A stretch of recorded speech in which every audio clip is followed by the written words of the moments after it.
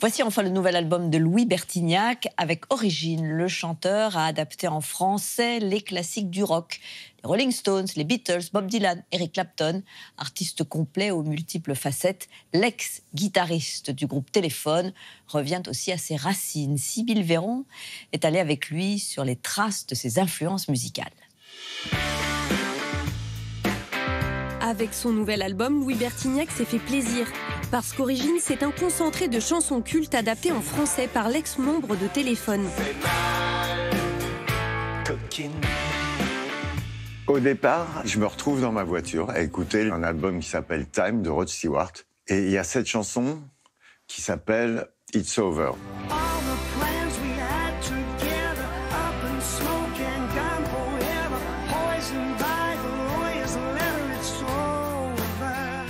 Je trouve que la mélodie est géniale. Donc je me la remets 3-4 fois dans la voiture et je me prends à chanter comme ça. C'est fini, comme ça, dans les embouteillages. J'ai essayé de traduire son texte et d'enregistrer la musique et d'en faire un truc qui tenait debout. Bob Dylan a suivi. Et puis tous les autres, George Harrison, The Who, les Rolling Stones, les icônes rock de son adolescence.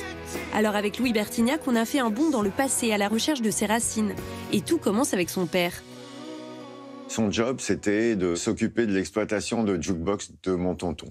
Il mettait les derniers singles à la mode, c'était les 45 tours des jukebox, toujours. Quand c'était un peu usé, c'est-à-dire il fallait les changer ou un peu passer de mode, il les ramenait à la maison. Et à la maison, j'avais un manche-disque, et c'est vrai qu'il paraît que je savais reconnaître les pochettes et que j'étais très branché rock'n'roll. Grâce à son père, il découvre aussi un chanteur américain légendaire. Mais son héros, Mick Jagger, est entré dans sa vie à 15 ans, alors qu'il avait abandonné les cours de guitare.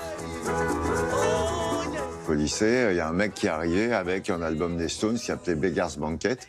Je ne connaissais pas du tout. On l'a étudié en classe.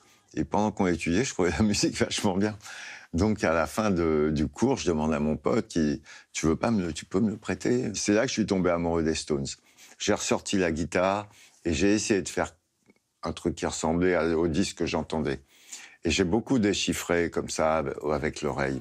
Et pareil, les Beatles, tout ça, le double blanc.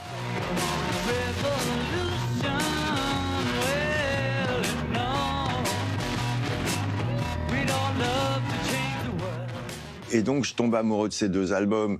J'attends les suivants comme un fou. Et les suivants, ils m'ont assis par terre. C'était, pour les Stones, c'était Let It Bleed, qui est probablement mon album préféré des Stones.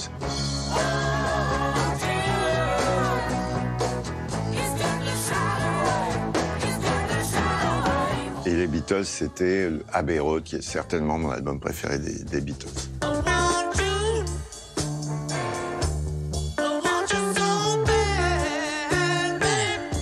Et j'écoutais au casque, donc, pendant que je jouais avec. Et c'est vrai que j'avais l'impression d'être vraiment avec eux, même sans drogue, quand on a 15 ans.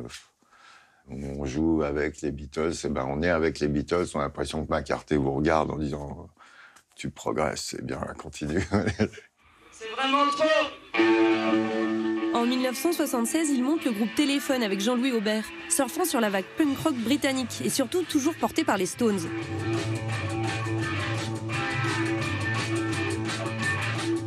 Dès le départ, je me suis dit, on n'est pas les Beatles, on ne sera jamais les Beatles, parce que c'est des génies impossibles à égaler. Mais par contre, les Stones, j'avais compris que jouer des accords simples, jouer de la batterie simplement, et mettre un peu de volume sur l'ampli, ça donnait un truc qui ressemble aux Rolling Stones et qui est éclatant pour les gens.